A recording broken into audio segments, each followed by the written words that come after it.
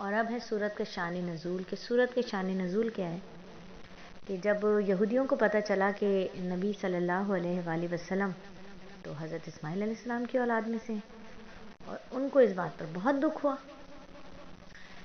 وہ خود حضرت اسحاق علیہ السلام کے واسطے سے حضرت یعقوب علیہ السلام کی اولاد بنتے تھے. اس وجہ سے وہ کچھ نہ کچھ مخالفت کرتے ہی رہتے تھے.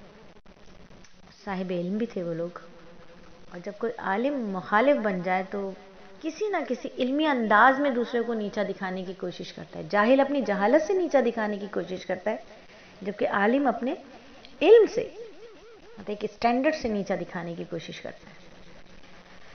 تو وہ مشرکین سے کہتے تھے کہ تم ان سے یہ بات پوچھو, تم ان سے یہ بات پوچھو, یعنی علمی بات پوچھواتے تھے. مشرکین کے ذریعے نبی صلی اللہ علیہ وآلہ وسلم سے علمی بات پوچھتے تھے, خود پیچھے رہتے تھے. ان کا مقصد کیا ہوتا تھا کہ اگر ٹھیک جواب دیا تو چپ رہیں گے اور غلط دیا تو ہمیں پروپیگنڈا کرنے کا موقع مل جائے گا. تو انہوں نے 3 سوالات پوچھوائے نبی صلی اللہ علیہ وآلہ وسلم سے مشرکین کے ذریعے. ایک سوال تو یہ تھا کہ سکندر ذوالقرنین کون تھے, وہ بادشاہ جس نے پوری دنیا کا سفر کیا تھا وہ کون تھا. دوسرا سوال یہ تھا کہ روح کی حقیقت کیا ہے. تیسرا سوال یہ تھا کہ عرب کے لوگ فلسطین سے چل کر مصر آ کر آباد کیسے ہو گئے, یہ بتایا. اب ان کی نظروں میں تو یہ تھا کہ یہ نبی صلی اللہ علیہ وآلہ وسلم جو ہیں وہ ان سوالات کا جواب دے ہی نہیں سکتے, ناممکن ہے. لیکن اللہ رب العزت نے تینوں سوالوں کے جواب قرآن مجید میں عطا فرمائے.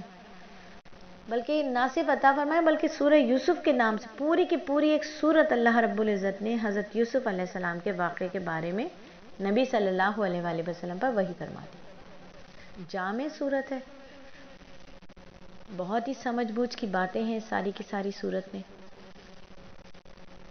جس رنگ کا بندہ بھی اس سورت کو پڑھے گا نا, اس سورت میں سے اسے اسی رنگ کا سبق بھی مل جائے گا.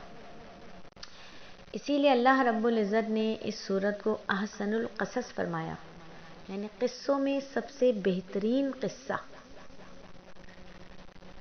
زاہد لوگ جو ہیں وہ اس سورت سے سورہ زہد اختیار کر سکتے ہیں. جو قرآن کو پڑھنے والے ہیں